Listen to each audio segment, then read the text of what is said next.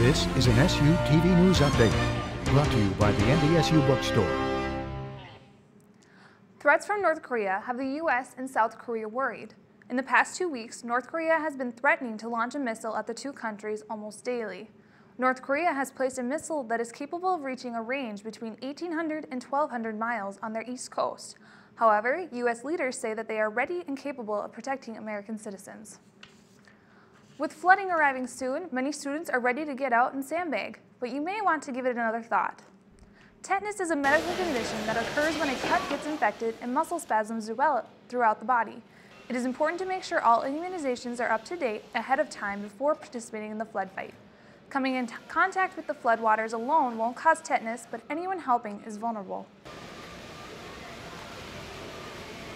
But anyone who's doing any cleanup after the flood is at risk of tetanus infection because they're getting scraped, working with wood, sandbags, getting in the dirt. Those interested can call Student Health Services or ask for a nurse visit to schedule a tetanus shot for $62. It is recommended you get a tetanus shot at least every 10 years.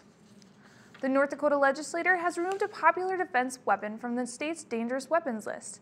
In a landslide vote, both the House and the Senate endorsed a measure that would exempt stun guns from the list. A Bismarck senator says the devices are becoming more popular with women in western North Dakota's oil patch. The Fargo Force have just 2 regular season games remaining before the USHL playoffs. The Force will host Sioux City both Friday and Saturday night at Shields Arena.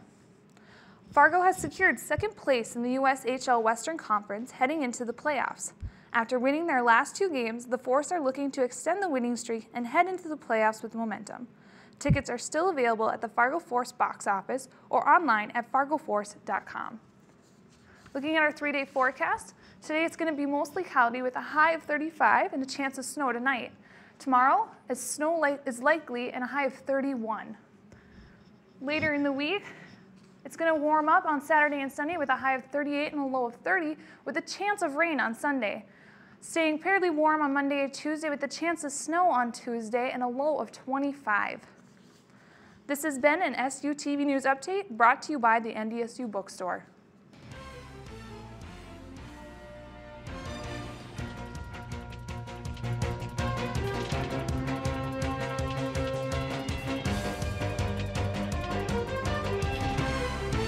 This is an SU TV News Update, brought to you by the NDSU Bookstore.